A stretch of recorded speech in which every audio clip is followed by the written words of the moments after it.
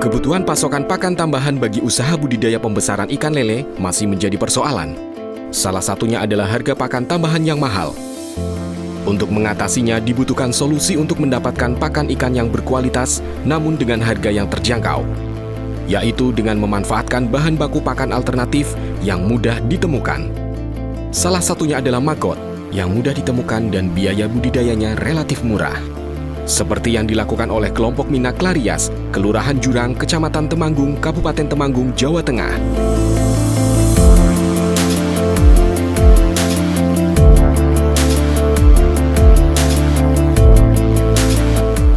Awalnya kami petani lele itu yang khususnya dalam pembesaran ikan lele itu mengalami ini ya.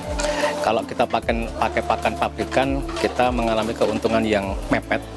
Akhirnya kita harus mencari pakan alternatif untuk tambahan sebagai minimal untuk mengurangi penggunaan pakan pabrikan. Untuk satu kali siklus dalam satu budidaya, satu kolam bulat sekitar isi 1.500 ekor, itu sekitar 1 kintal pakan, ya. Itu bisa disuplai separuh-separuh, 50% dari pakan pabrikan dan 50% dari pakan alternatif. Alhamdulillah dengan menggunakan maggot ini minimal kami bisa mengurangi penggunaan pakan pabrik sampai di angka 50% pakan pabrikannya. Otomatis ketika pakan pabrik berkurang diganti dengan pakan alternatif yang notabene lebih murah dan bisa dikembangkan sendiri, maka keuntungan secara produksi akan lebih banyak.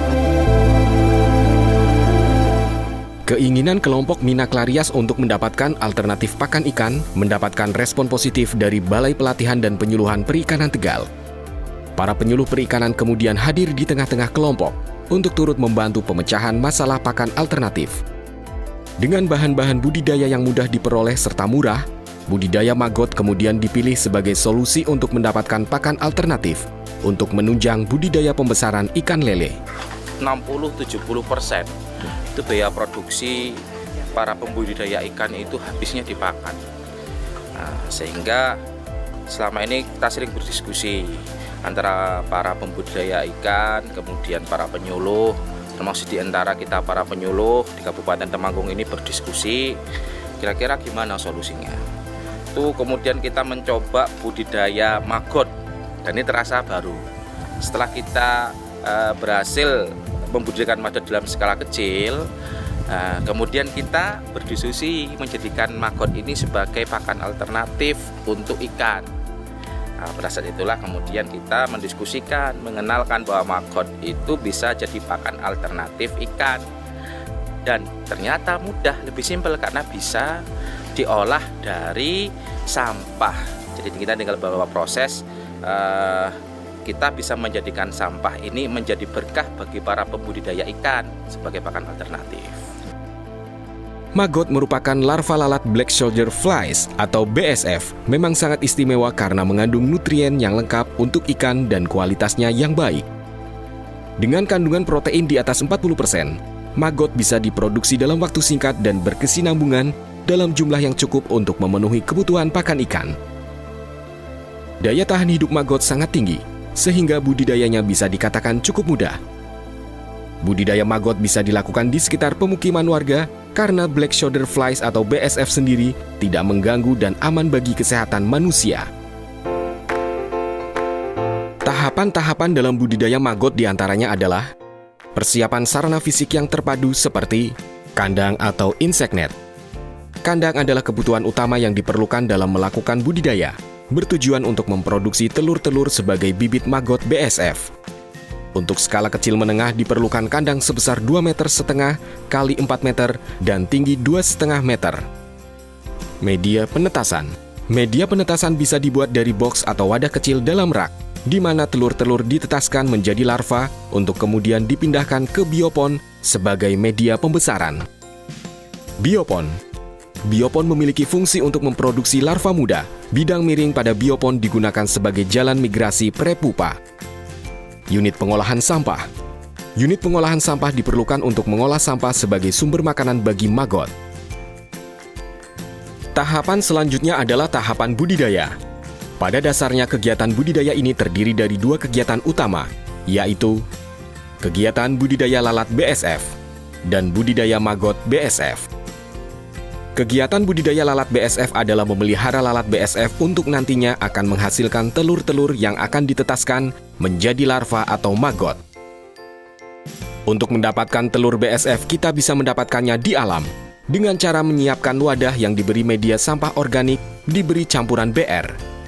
Setelah ditutup dengan jaring atau kawat streaming, letakkan tarangan dari 2 bilah papan kayu kecil yang ditangkupkan dengan disisipi paku pinus atau tusuk gigi dan diikat dengan karet, kemudian diletakkan di tempat yang teduh.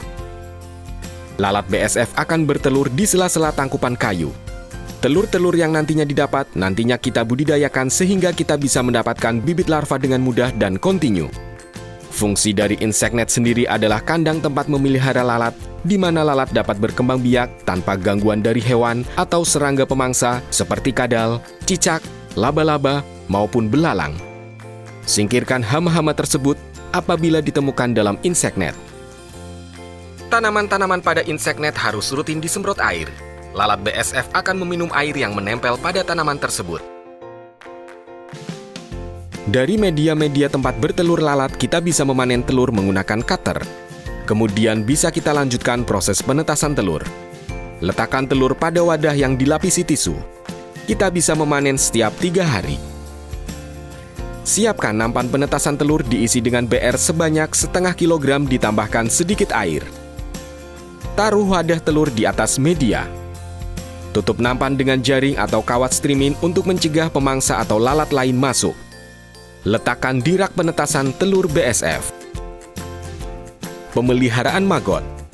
Setelah kira-kira 10 hari, tuangkan media penetasan ke biopon yang sudah berisi media sampah organik yang telah difermentasi sebanyak 30 kg atau kira-kira setebal 5 cm.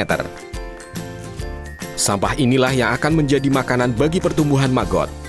Ukuran biopon bisa disesuaikan dengan kebutuhan. Tambahkan limbah sayuran pada biopon setiap 3 hari sekali, sebanyak volume sampah yang berkurang. Aduklah media biopon agar kering. Bersihkan sisa limbah kering yang tidak termakan oleh maggot. Sisa limbah kering atau kasgot ini bisa dimanfaatkan sebagai pupuk untuk tanaman. Setelah kurang lebih 14 hari, dapat dilakukan pemanenan fresh maggot.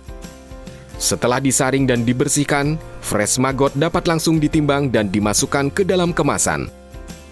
Untuk prepupa, pemanenan dapat dilakukan setelah 21 hari. Prepupa berwarna lebih gelap akan bermigrasi ke tempat yang lebih kering di dalam biopon.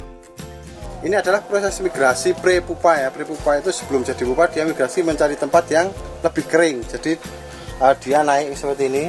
Naik terus dia turun ke sini karena dia mencari tempat yang lebih kering, dia menjatuhkan diri ke sini. Untuk pengelolaan limbah memiliki prosedur sebagai berikut. Untuk limbah organik dari pasar dan limbah kimpul, setelah dikumpulkan langsung digiling.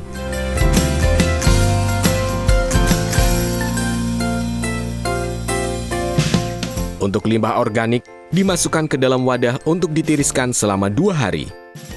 Hasil tirisan dari limbah organik akan menghasilkan pupuk cair. Sedangkan untuk limbah padat seperti kimpul, dimasukkan ke dalam tandon untuk dilakukan fermentasi.